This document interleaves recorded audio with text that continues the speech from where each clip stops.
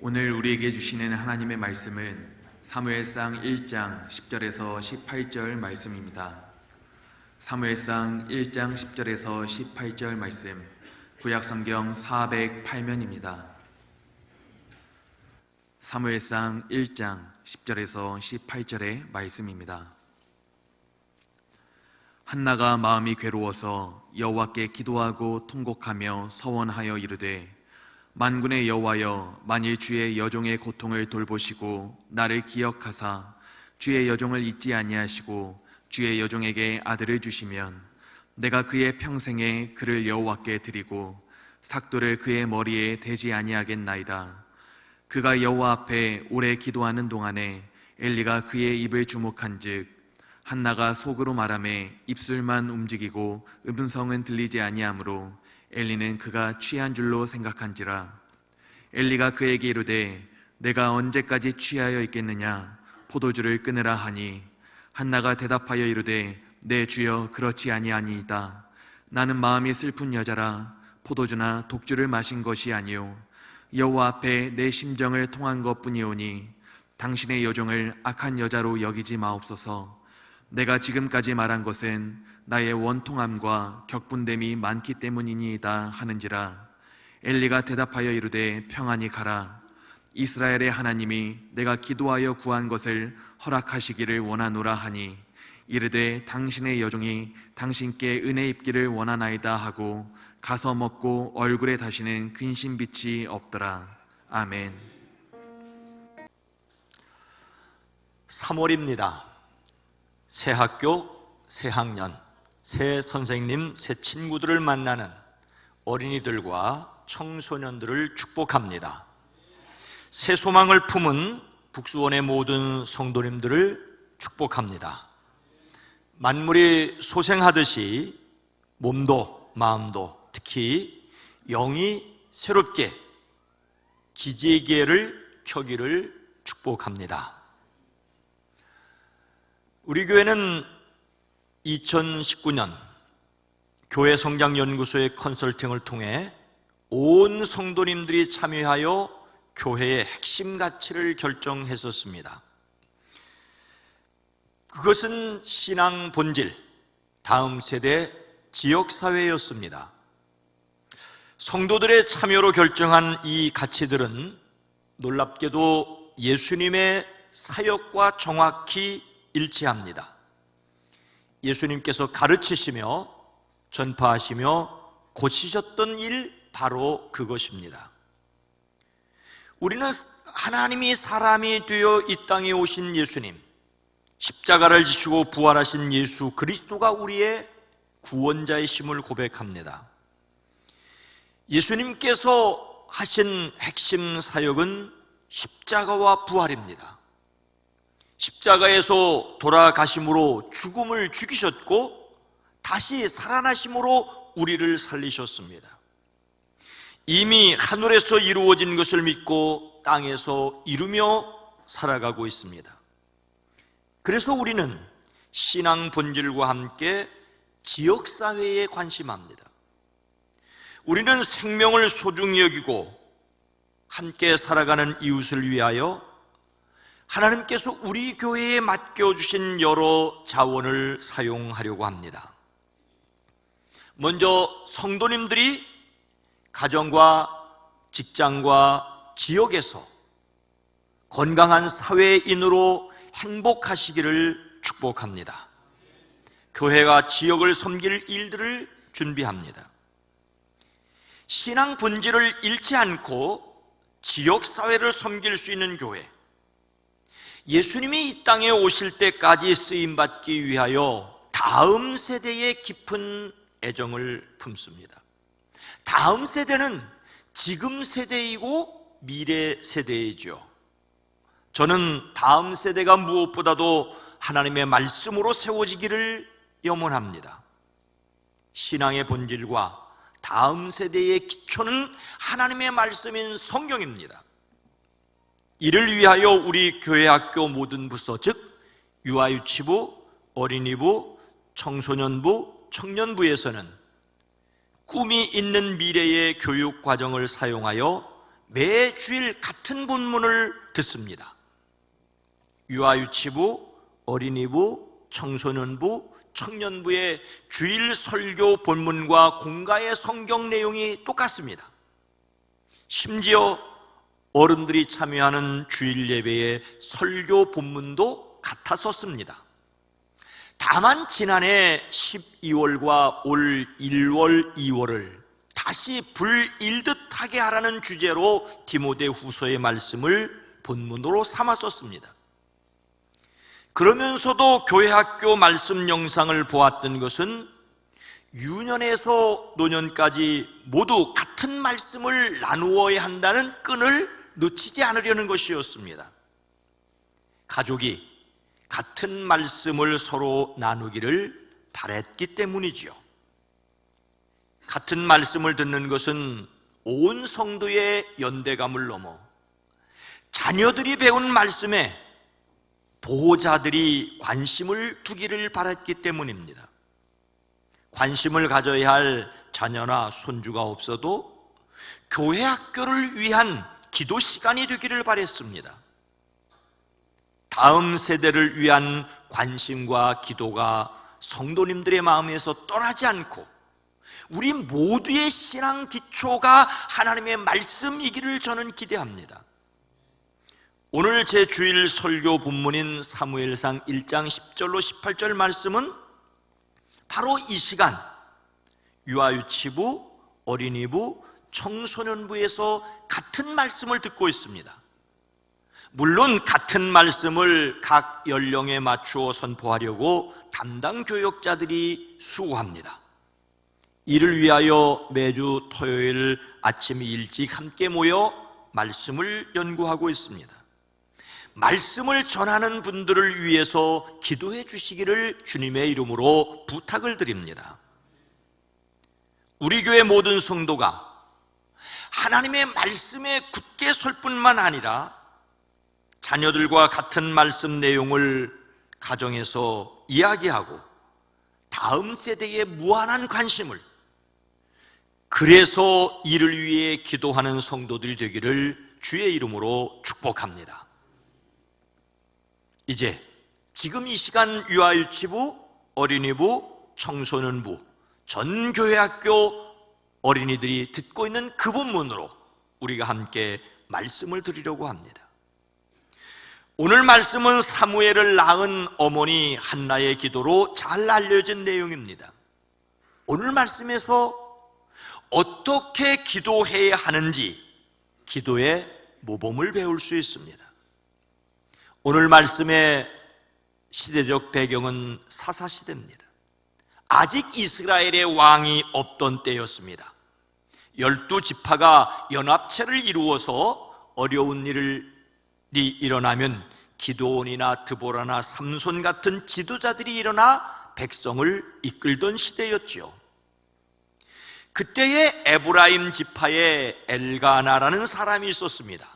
그에게는 한나와 분인나라는 이름의 두 아내가 있었죠. 분인나에게서는 자녀들이 있었지만 한나에게는 자녀가 하나도 없었습니다.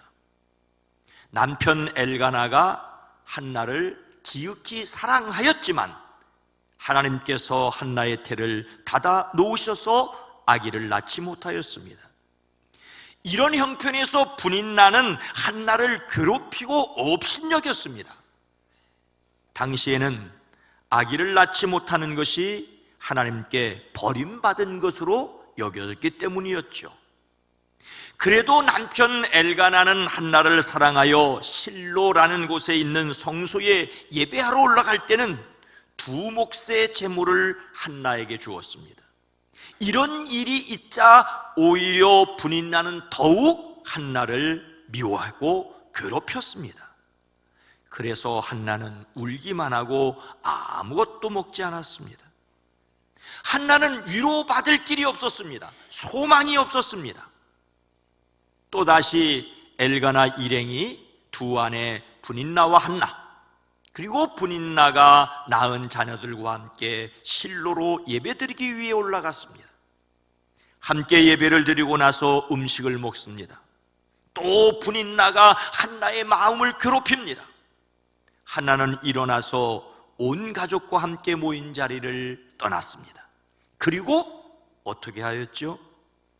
10절과 11절 말씀입니다. 함께 읽습니다. 한나가 마음이 괴로워서 여호와께 기도하고 통곡하며 서원하여 이르되 만군의 여호와여, 만일 주의 여종의 고통을 돌보시고 나를 기억하사 주의 여종을 잃지 아니하시고 주의 여종에게 아들을 주시면. 한나의 마음은 괴로웠습니다. 여기서 괴롭다는 말은 음식이나 물과 같은 것이 맛이 쓰다는 것을 가리킵니다. 출애굽하던 이스라엘이 마라라고 하는 곳에 이르렀을 때 물이 써서 마시지 못하였던 것, 괴로움을 히브리어로 마라라고 말합니다.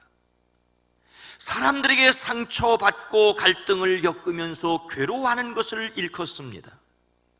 아무리 맛이 있는 음식이라도 맛이 쓰니 얼마나 큰 괴로움이겠습니까? 한나는 자기의 처지를 제사장 엘리에게 마음이 슬픈 여자라고 하였습니다. 나는 원통함과 격분됨이 많다고 말하였습니다. 그래서 한나는 하나님 앞에 울며 기도하였죠. 괴로워서 기도하고 통곡하였다는 말은 한나가 얼마나 힘들었는가를 말하고, 그래서 기도하였다는 것을 강조합니다. 한나는 괴로운 마음에 흐느껴 울며 서원하여 기도하였습니다. 만군의 주님, 주님께서 주의 종의 이 비천한 모습을 참으로 불쌍히 보시고 저를 기억하여 잊지 않으시고 아들을 허락하시면 저는 그 아이를 일평생 주님께 바치겠습니다. 마음이 괴로워서 통곡하며 서원하여 기도했습니다. 한나는 우리와 다를 바 없는 한 연약한 인간이었습니다. 우리말에 씨앗 싸움에 돌 붙여도 돌아앉는다는 말이 있지요. 그 당시의 문화로 보았을 때 분인나와 한나는 씨앗 사이는 아니었지만 한 남편의 두 아내는 서로 화해할 수 없는 적수였습니다. 한나는 분인나가 드러내놓고 괴롭히고 업신여기는 것을 겪어야 했습니다. 그래서 한나의 마음은 소태나무처럼 썼습니다. 마음이 슬펐고 울었고, 그래서 음식을 삼킬 수조차 없었습니다. 한나는 우리네와 다를 바 없는 한 연약한 인간이었습니다. 그런데 한나는 보통 사람들과 달랐습니다. 괴로워서 슬퍼하기는 하였지만 그래서 기도하였습니다. 자신의 문제를 하나님께로 가져가 고스란히 내놓았습니다. 하나님께 자신의 문제를 아릅니다. 우리도 힘들고 어려울 때 기도해야 합니다. 우리는 기도를 다시 불일듯 하게 해야 합니다. 간절한 기도의 사람들이 되어지기를 주의 이름으로 축복합니다. 축복합니다. 그런데 한나의 간절한 기도는 다른 사람들에게 어떻게 보였을까요? 어떻게 취급되었습니까? 13절 후반절과 14절 말씀입니다. 엘리는 그가 취한 줄로 생각한지라. 엘리가 그에게 이르되 내가 언제까지 취하여 있겠느냐, 포도주를 끊으라 하니. 참으로 안타까운 말이죠. 아픈 가슴으로 기도하는 한나의 모습이 아니라 그런 한나의 기도를 지켜보고 있었던 제사장 엘리의 모습이 참 안타깝습니다. 한나는 그의 마음을 박박 끌고 놓는 분나와 함께 있던 자리를 떠나 성소로 나갔습니다. 괴로워서 통곡하며 서원하여 기도하였습니다. 그런데 그런 한나를 제사장 엘리가 지켜보고 있었습니다. 제사장 엘리는 한나가 울다가 무엇이라고 알아들을 수 없는 말로 기도하는 것을 술에 취하여 중얼거리는 것으로 보았습니다. 한나가 마음속으로만 기도드리고 있었으므로 입술만 움직이고 소리는 나지 않았기 때문이었죠. 엘리가 한나를 꾸짖습니다. 언제까지 술에 취해 있을 것이요, 포도주를 끊으시오. 당시 식사에서 포도주를 마시는 것은 일반적이었습니다. 예수님께서 제자들과 마지막 만찬에서 포도주를 나누신 것은 당시 일반적인 식사법을 따르신 것이었습니다. 그래서 엘리는 한나가 식사 중에 포도주를 너무 많이 마신 것으로 여겼습니다. 한나가 울다가 입술만 움직이고 소리내지 않는 것을 식사하며 포도주를 너무 많이 마시고 취해서 하는 짓이라고 오해를 했던 것입니다. 하나님께 간절히 기도하는 것을 술에 취한 것으로 여기고 나무랐다는 것은 제사장 엘리의 큰 실수였습니다. 한나가 엘리에게 대답합니다. 제사장님, 저는 술에 취한 것이 아닙니다. 포도주나 독주를 마신 것도 아닙니다. 다만 슬픈 마음을 가눌 길 없어서 저의 마음을 주님 앞에 쏟아 놓았을 뿐입니다. 이 종을 나쁜 여자로 여기지 말아 주십시오. 너무나도 원통하고 괴로워서 이렇게 기도를 드리고 있습니다. 기도는 술에 취한 소리로 여겨질 수 있습니다. 한나가 기도하는 것을 술에 취한 것으로 오해했던 것과 같은 일이 성경에 또 기록되어 있지요. 성령 충만한 사람들에 관한 오해였습니다. 부활하신 예수님께서 승천하시고 열흘쯤 되어서 때는 유대인의 명절인 오순절이었습니다. 예수님의 말씀을 믿고 기다리던 사람들 가운데 성령의 임재가 있었습니다. 모두 성령 충만하여 성령께서 시키는 대로 각각 방언을 말하기 시작했습니다. 이때 방언은 외국어였습니다. 그 소리에 여러 나라에서 살고 있던 사람들이 그 소리에 깜짝 놀라서 어리둥절했습니다. 도대체 어찌된 일이요? 그런데 더러는 조롱하면서 그들이 새술에 취하였다고 말하지 않았습니까? 그래서 베드로가 내 말에 귀를 기울이십시오. 지금은 아침 9시입니다. 그러니 이 사람들은 여러분이 생각하듯이 술에 취한 것이 아닙니다. 이 일은 하나님께서 선지자 요엘을 통하여 하신 말씀 그대로 된 것입니다라고 말해 주어야 했습니다. 오순절 성령 강림으로 성령 충만하여 각 나라의 말을 하는 제자들을 가리켜 술에 취하였다고 조롱하는 사람들이 있었습니다. 엘리가 한나를 술에 취하였다고 보았던 것보다는 훨씬 악한 마음입니다. 하지만 오늘날 기도하는 사람들을 가리켜 이보다 더 훨씬 악하게 말하는 사람들도 있습니다. 하나님께 기도하는 것을 힘없는 사람들의 넋두리라고 여기는 사람이 있습니다. 하나님을 믿지 않는 사람은 그들이 생각하기에 없는 대상에게 계시다며 기도하니 술에 취한 정도가 아니라 정신 나간 사람으로 여길 수도 있습니다. 기도하는 시간에 차라리 잠을 자든지 일을 하라고 놀리는 사람도 보았습니다. 새벽을 깨워 간절하게 기도하는 것이 할 일 없는 사람처럼 여겨질 수 있고 할 일을 하지 않는 것처럼 보일 수 있습니다. 그래서 기도하지 않으시겠습니까? 아니, 그래도 기도해야 할 이유가 무엇입니까? 17절 말씀을 함께 읽습니다. 엘리가 대답하여 이르되 평안히 가라. 이스라엘의 하나님이 내가 기도하여 구한 것을 허락하시기를 원하노라 하니. 다시 한번 읽습니다. 시작.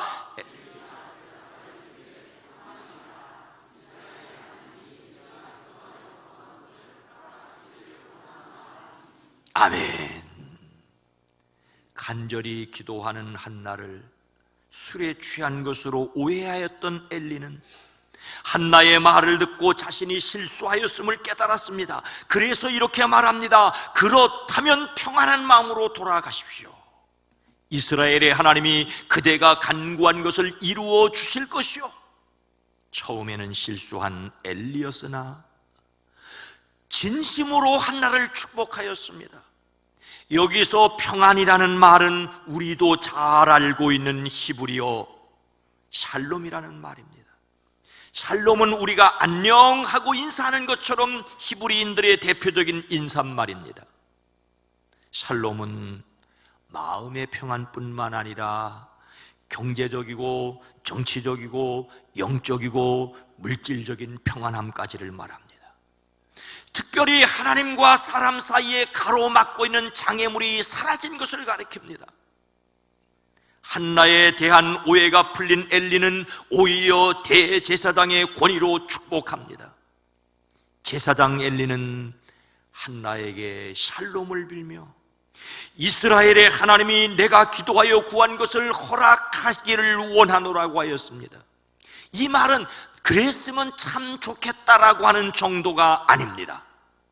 미래에 확실히 이루어질 것에 관한 소망을 담은 강조를 말합니다. 이에 한나는 무엇이라고 응답하였습니까? 18절 말씀입니다. 함께 읽습니다. 이르되 당신의 여종이 당신께 은혜 입기를 원하나이다 하고 가서 먹고 얼굴에 다시는 근심빛이 없더라. 아멘. 지금까지의 암울했던 분위기가 완전히 새로운 분위기로 바뀌었습니다. 분인나의 놀림으로 격동되고 번민하던 마음이 제사장 엘리의 축복을 그대로 받아들여 안정과 평화를 살롬을 누렸습니다. 한나는 제사장님, 이 종을 좋게 보아주셔서 감사합니다. 그 길로 가서는 음식을 먹고 다시는 얼굴에 슬픈 기색을 띠지 않았습니다. 이 얼마나 놀라운 믿음입니까? 제사장 엘리의 축복의 능력이 있느냐 없느냐의 문제가 아니라 한나의 믿음은 참으로 놀라웠습니다. 한나가 기도한 결과로서 얻은 것이 바로 이 믿음이었습니다. 이 소망이었습니다. 그래서 우리는 기도해야 합니다. 엘리는 한나의 기도를 술에 취한 주정 정도로 오해했었는데 그런 엘리의 축복을 한나는 믿음으로 받아들였습니다. 그 다음날 아침 한나를 비롯한 엘가나 식구들은 일찍 일어나 하나님을 다시 경배하고 집으로 돌아갔고 한나는 엘가나로 말미암아 잉태했고 다리 차서 아들을 낳아 그 이름을 사무엘이라고 지었습니다. 이렇게 사무엘이 출생하였습니다. 사무엘을 낳은 한나는 어느 정도 사무엘이 자란 뒤에 그를 데리고 엘리에게 가서 이렇게 말합니다. 제사장님, 저를 기억하시겠습니까? 제리가 주님께 기도를 드리려고 이곳에 와서 제사장님과 함께 서 있던 바로 그 여자입니다. 아이를 낳게 해달라고 기도하였더니 하나님께서 내게 간구한 것을 이루어 주셨습니다. 여기에 우리가 기도해야 할 이유가 있습니다. 기도하면 소망하는 믿음을 주시기 때문입니다.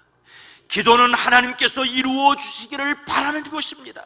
하나님께 기도하는 사람은 하나님께 소망을 갖습니다.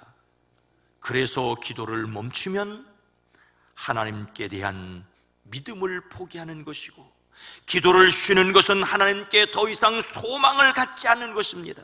하나님을 믿는 사람은 하나님께서 이루어 주실 것을 믿는 소망으로 기도해야 합니다. 어떤 분은 소원과 소망을 이렇게 구분했습니다. 소원은 나 자신의 이기적인 마음에서 나오는 것이지만 소망은 하나님을 믿는 믿음에서 나오는 것이라고.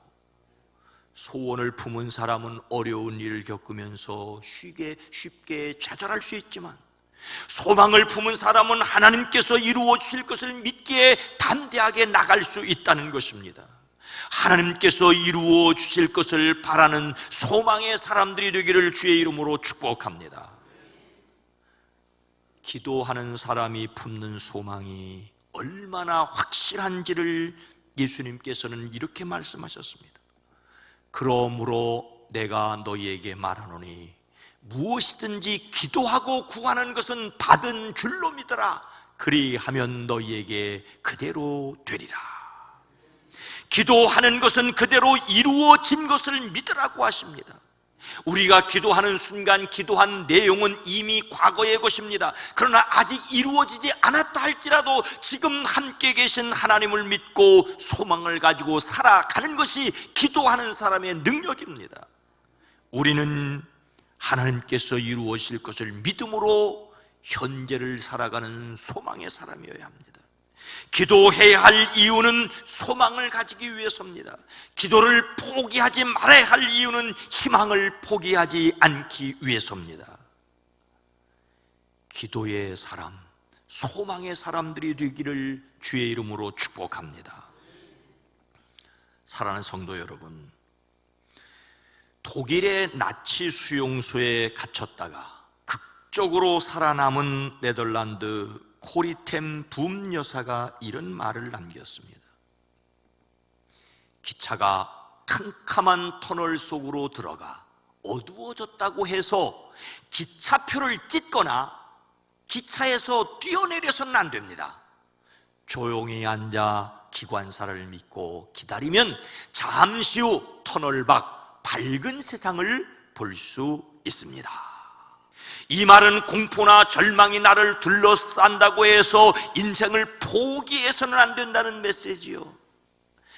그녀는 일이 어두워지거나 우리가 다음에 무엇을 해야 할지 모를 때도 하나님은 항상 우리 곁에 계신다는 것을 믿어야 한다고 말하고 있습니다.